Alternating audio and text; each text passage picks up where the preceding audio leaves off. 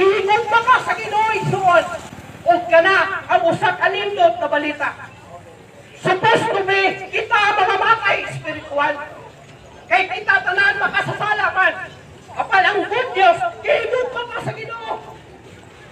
O tungod sa iyang dako nga tugma sa tuwa, iyang ipadala, dili ang simbahan, dili ang reliyon, dili ang denomination, dili ang mga partner sa mga kasimbahanan, kundi si Jesu Cristo.